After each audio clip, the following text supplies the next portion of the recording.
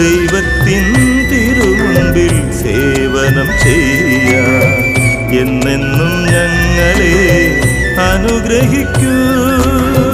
ദൈവത്തിൻ തിരുമുൻപിൽ സേവനം ചെയ്യാൻ എന്നെന്നും ഞങ്ങളെ അനുഗ്രഹിക്കൂ.